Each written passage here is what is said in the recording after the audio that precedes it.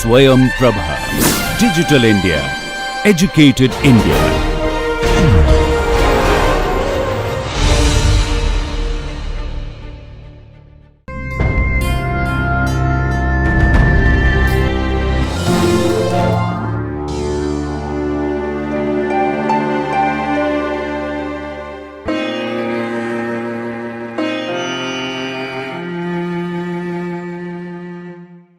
Hello everyone.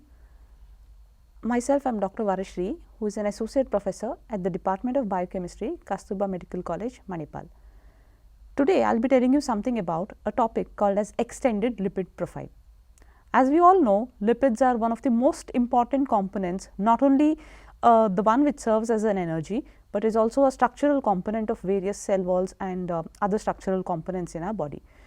Coming to the term lipid profile or an extended lipid profile, it means it is a comprehensive tool which is used to either screen or to diagnose or further to monitor dyslipidemias. Now, what are these dyslipidemias? Dys can either be hyper or it can be hypo. Lipid is understood that it can be a fat or any other substance which belongs to the category of lipid. So, dyslipid is either an excess or a decrease in the levels of lipids in the blood. Emia stands for blood. So, dyslipidemia is either a hypo or a hyperlipidemia, either an increase or decrease in the levels of lipids in our body, and that is seen in our blood. So, this includes not only the lipids, there can be abnormalities in the lipoprotein levels also. There can be a hyperlipoproteinemia or there can be hypolipoproteinemias. So, this is what is called as dyslipidemias. Now, if you look at something what is called as hyperlipidemia, now this is a serum sample in which if you look at the topmost layer of the vacutainer, it is milky. It shows that there is something related to the lipid metabolism which is abnormal. There is excess of chylomicrons in this case, which indirectly means that there is an excess triacyl glycerol. This is how the serum looks like. Now, anything which will help us to diagnose this kind of an abnormal lipoprotein metabolic pathway is what is called as hyperlipidemia. So, hyperlipidemia, to classify them or to actually define them, these are nothing but the conditions of abnormally elevated levels of any, or it could be all the lipids or it could be all the lipoproteins in the blood. Now, the problem with this excess of lipids in the blood is that when they cross a certain limit, they are seen to be deposited in the arterial walls. Once they get deposited, if you look at the picture, you could see that the lipoprotein molecules are getting attached to the innermost layer of the arteries, and they would hamper the flow of blood to the tissues whichever the blood vessels are supplying. Now, that is what is the consequence of hyperlipidemia. The term hyperlipidemia can be further classified as primary, which means that the cause is not known.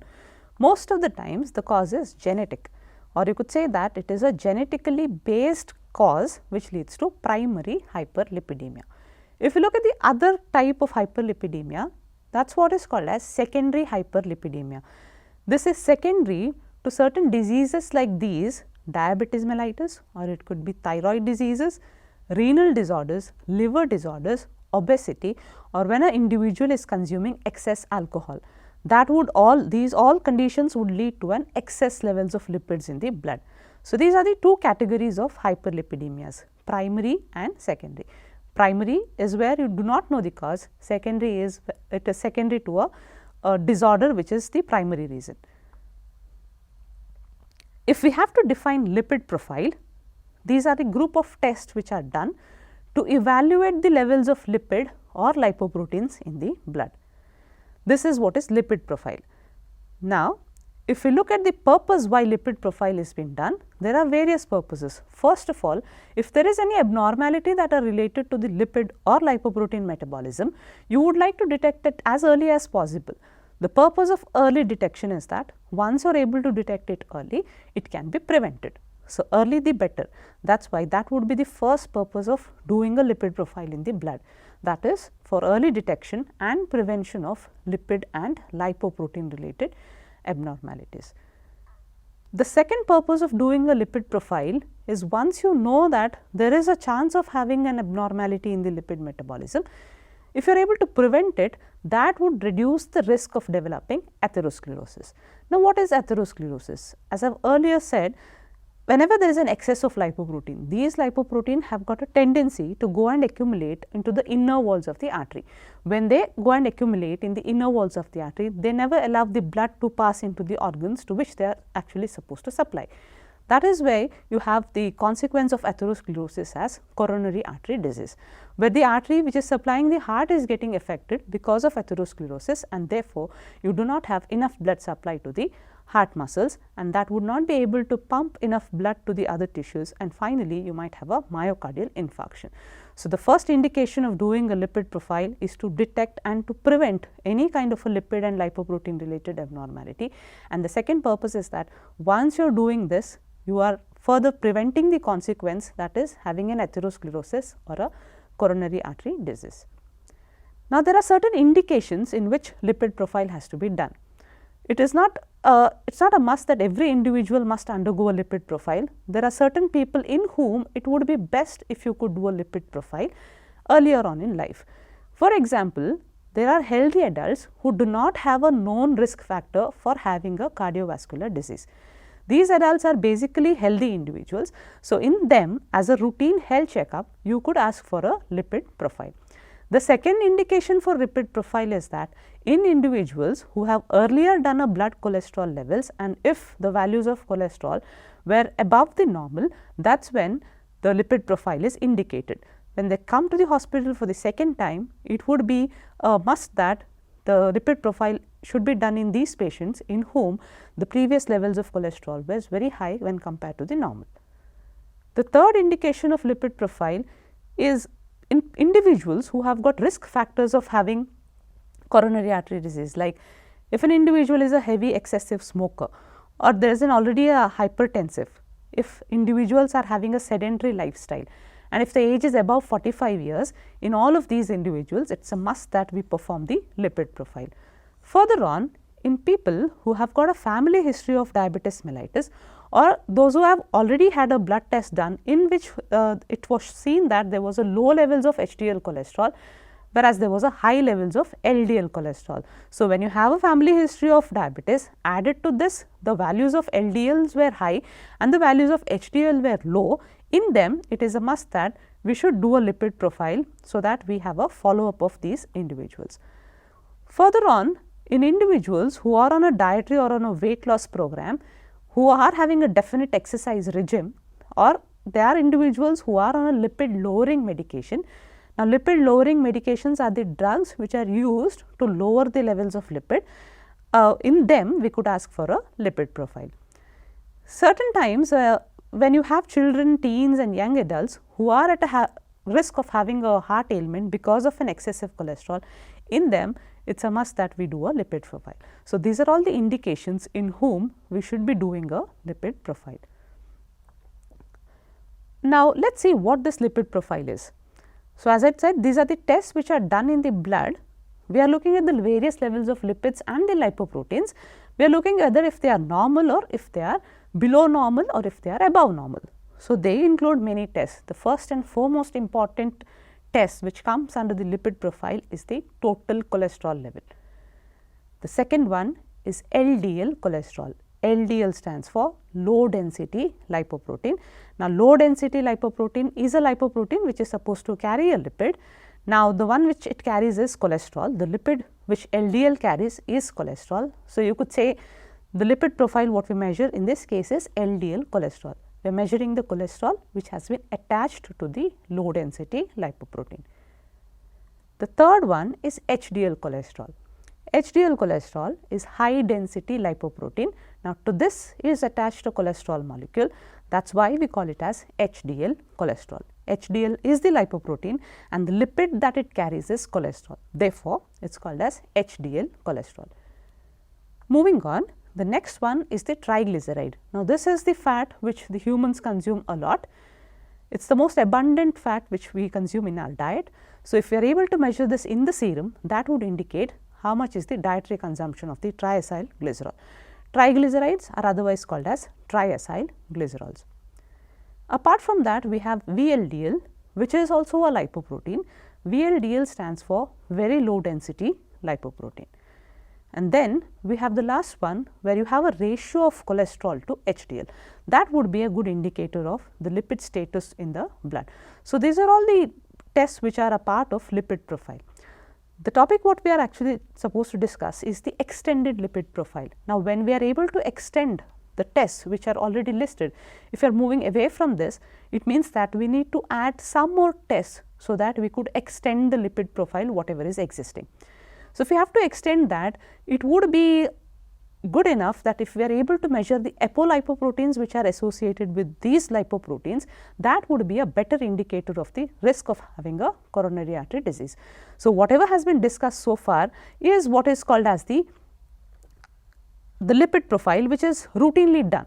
Now, when we are moving away from this and adding a little more tests to this, for example, if I am adding apoproteins to this and if I am adding lipoprotein A, if there is addition of high sensitive C reactive protein, these are all the other tests apart from the normal lipid profile which belong to the category of extended lipid profile. So, there are two terminologies now. One is what is called as lipid profile, the other one is the extended lipid profile. The one which you see is the normal, the routinely done lipid profile, and the other things whatever I have said, the lipoprotein A or the CRP, those are the additional profiles which could be added to the existing routinely done lipid profile. Now, if you look at the normal levels of these lipids in the blood, so the total cholesterol should be around 140 to 200 milligrams per deciliter. If you look at the TG, TG stands for triglyceride, it should be below 150 milligram per deciliter. The lower range for this is 60 milligram per deciliter, and the maximum what an individual could have is 150 milligrams per deciliter. So, the expected amount should be around 60 to 150 milligrams per deciliter. So, that is triacylglycerol or triglyceride. Moving on to the third one, the amounts of HDL cholesterol should be between 40 to 65 milligram per deciliter. More the better. You have more amounts of HDL cholesterol, it is always good. So, anything above 65 is always good. That is one exception where we say that more is good. Now, if you look at the LDL cholesterol, the range is between 50 to 130 milligram per deciliter. We should not have the LDL cholesterol more than 130 milligram per deciliter, because more is the LDL, more harmful it is. More is the HDL, it is more good for us. More is the LDL, it is very bad. So, that is what is important out of this. So, we have the total cholesterol, triglyceride, HDL cholesterol and LDL cholesterol. So, the one which is very important is we should not have total cholesterol of more than 200, TG of more than 150, LDL of more than 130 milligram per deciliter. HDL, it should not be very less, it should be above 65 to have a good living conditions. Now, let us see something about these individual lipids, so that we understand why these measuring these lipids are very important for us. Now, we know that cholesterol is a steroid. It has got a steroid nucleus in its structure. The reason why cholesterol is in our body is, we always say that cholesterol is bad, but we must remember that cholesterol does certain functions in our body, that is why it is present in us. So, the most important function is that we all know that our body is made up of various cells, it has got various organs, tissues, etc. Now, to have these cells in proper shape and structure, we need this cholesterol to be a part of the membrane of the cell.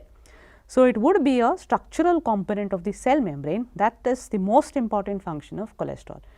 Apart from that, if we have to synthesize certain hormones like the steroid hormones, the cholesterol is the one which would act as a precursor for the production of these steroid hormones. That shows how important cholesterol is. Though we always say cholesterol is bad, but remember, if we have to produce the hormones which are steroid in nature, that is when we require cholesterol. So, it is not only that, certain the food substances which needs to be absorbed require cholesterol in the form of acids.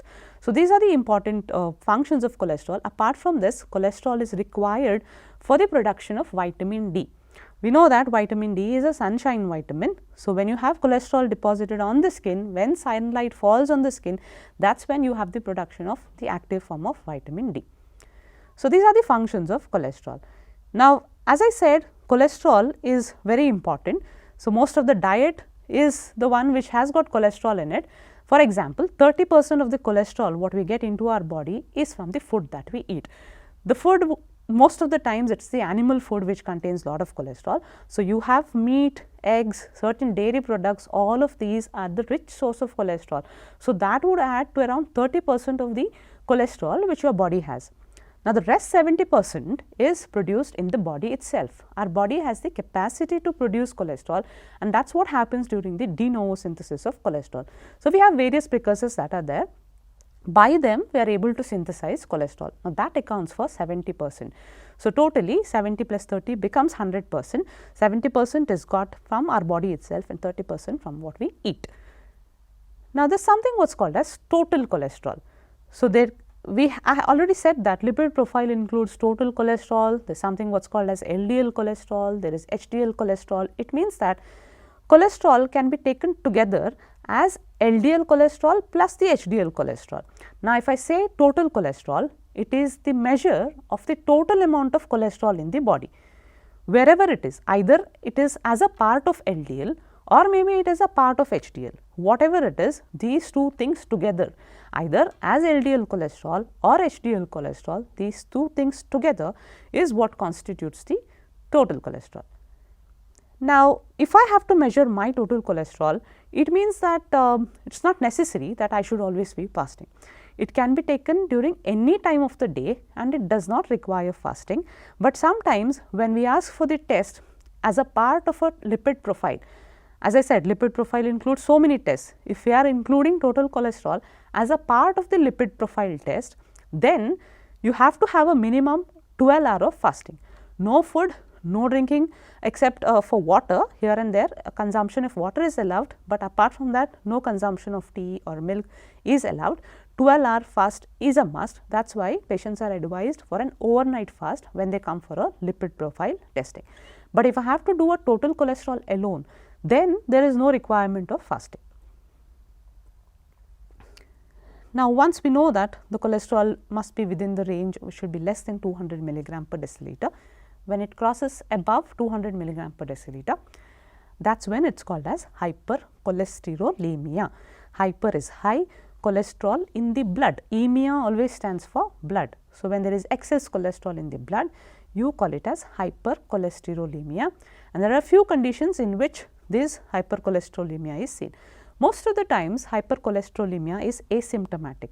That is why routinely we are supposed to get our lipid profile done, so that we know if our lipids are within the normal range or no. If our cholesterol is within 200 milligram per deciliter, that is what is important, because it does not come out with a specific symptom, it is most of the time asymptomatic. And being asymptomatic, there is a high chance of having a coronary heart disease. One fine day the patient might get a heart attack or finally end up having a stroke or even might die of myocardial infarction. So, it is just so silent that it is not at all seen as a symptom. If you have any other disease, it is actually seen as a symptom, but when you have excess cholesterol in the blood, it is not seen, it is there in the blood. Unless we do a lipid profile routinely, we will not be able to see the baseline cholesterol what we have. Now, if you look at the causes for this excess cholesterol in the blood, there are many. The most important cause is diabetes mellitus. People who have got diabetes, they have got a chance of having hyperlipidemia, and that too especially excess in cholesterol. Whenever there is a patient with obstructive jaundice, there again there is excess cholesterol. There can be hypothyroidism, nephrotic syndrome and familial hyperlipoproteinemias, which could lead to excess cholesterol in the blood. Now, these are all the causes wherein you can have excess cholesterol, which is cholesterol above the levels of normal. Now, if you look at the other end of this range, where you have a low levels of cholesterol, lower than the normal, that is when you call it as hypocholesterolemia. Hypo stands for low levels of cholesterol. Now, that could be seen in one kind of anemia called pernicious anemia. If an individual suffers from hemolytic jaundice, that is when there can be low cholesterol. If there is hyperthyroidism, remember when there is hypercholesterolemia, one of the cause was hypothyroidism. If you have hypocholesterolemia, one of the causes is hyperthyroidism. The other causes could be a malabsorption syndrome. So, those are the causes of low levels of cholesterol in the blood. So far whatever we have seen is, we have looked at the definition of lipid profile, we have seen what are these lipid profiles, they are normal levels, and one of the most important lipid was your cholesterol. We have seen what happens when there is excess cholesterol, what happens when there is, or what are the causes for these hyper and hypocholesterolemia. Moving on to the next important fat which is there in our body, that is the triacylglycerol. Now, this is one of the most important form of fat, and this gives us a lots of energy. That is what is triacylglycerol.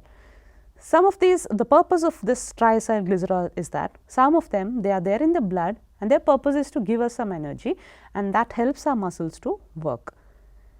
Now, if I have to collect a blood sample for the estimation of triglyceride, I need to have a patient who has got a 12-hour fasting, because if you have taken a fatty meal, then it would give me a highly elevated levels of fat, highly elevated levels of triacylglycerol, which we don't actually, which will not actually tell us if the triglyceride is actually within the normal limit or if it is above.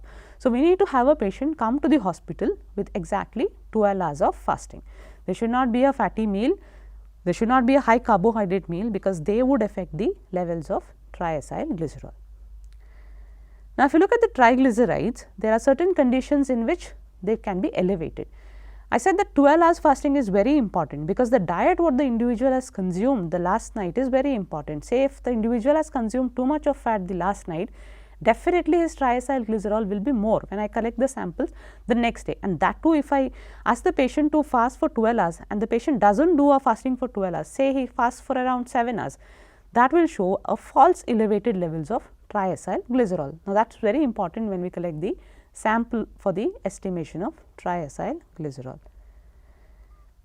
Patients with diabetes mellitus, again the type 2 diabetes mellitus, where you have non-insulin dependent, that is the type of diabetes, that is type 2. Obese individuals have excess TG. Alcohol consumption leads to excess triacylglycerol. Certain types of hyperlipidemias like type 1, type 4 and type 5, they also lead to an excessive triacylglycerols. Apart from that, there is pancreatitis and gout, which could lead to an excess triacylglycerol. Sometimes it is normal to see excess triacylglycerol when a woman is pregnant. So, that could be a physiological reason when you could have an excess triacylglycerol. Certain drugs could also influence the levels of triacylglycerol, like your the diuretics or the steroid hormones.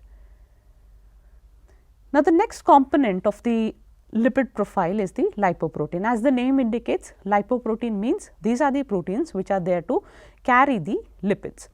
Now, they can be of various types. Basically, they are composed of these things. They are made up of cholesterol, cholesterol ester, triacylglycerol, phospholipid and protein.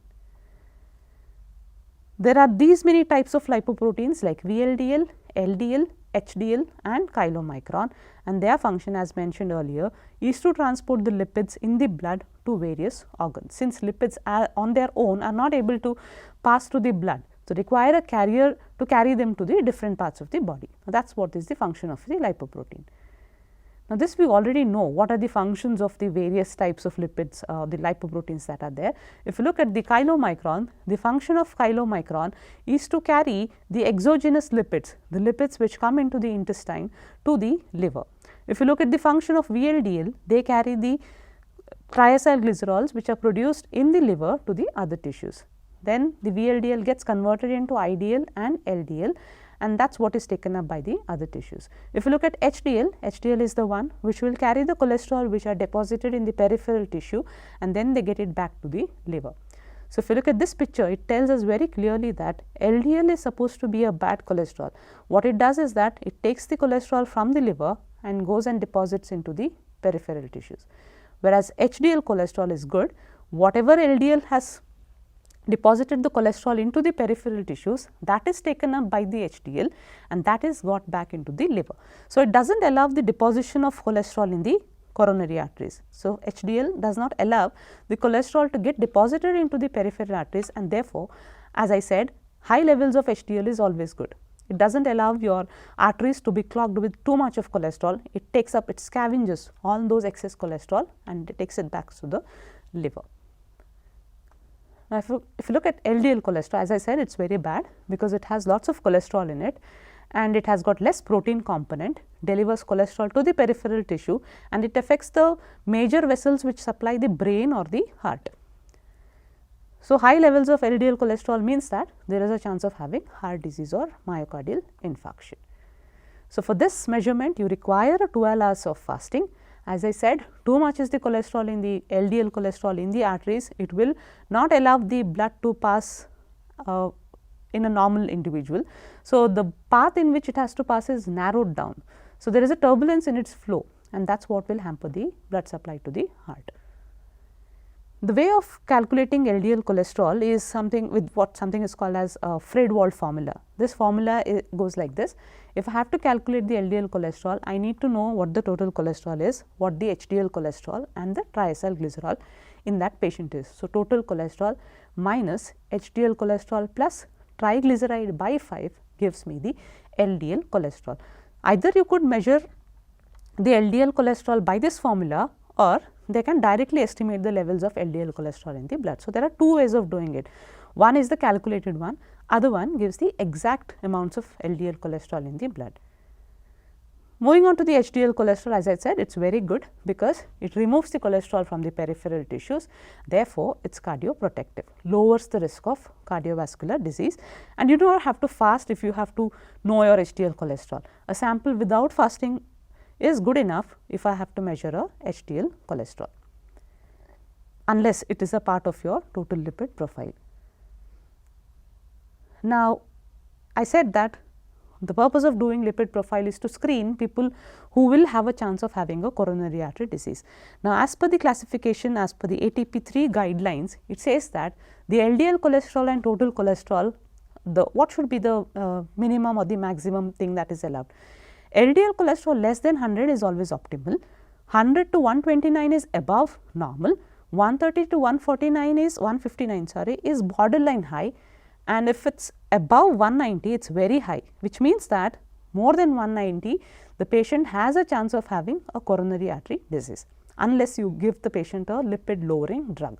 If you look at the total cholesterol level, we normally would advise anybody to have a total cholesterol less than 200 milligram per deciliter. If it is between 200 to 239, then it is borderline high. If it is more than 240, definitely we would not like to have above 240 because it is very, very high. Again, you will have to give statins in these kind of people who have got more cholesterol level more than 240. If you look at the other two components of lipid profile, the HDL cholesterol and triglyceride, as I said, HDL cholesterol is good. So, more than 60 is always preferable, less than 40 is not good enough. So, we need to ask the patient to exercise so that the HDL cholesterol improves. If you look at the triacylglycerol of less than 150 is normal, anything between 150 to 199 is borderline high, and if it is more than 500 it is very high. In the picture what I showed initially, the sample was very much milky. The milky serum appearance is because when you have a triglyceride which is above 500, that is how the milky serum looks like. So, to summarize, whatever we have seen today is about the lipid profile, in which the most important components of lipid profiles are total cholesterol, triacylglycerol, HDL cholesterol, LDL cholesterol, and the ratio between the HDL cholesterol and the total cholesterol. We have seen the individual functions of these lipids, and on the other hand you have the extended lipid profile, which includes not only these lipid profiles what I have mentioned. In addition to that, there should be the estimation of apoproteins, especially ApoA, ApoB, the ratio of ApoA to ApoB, the amounts of lipoprotein A, and then the amounts of high sensitive C reactive protein. So, with this I conclude. Thank you so much.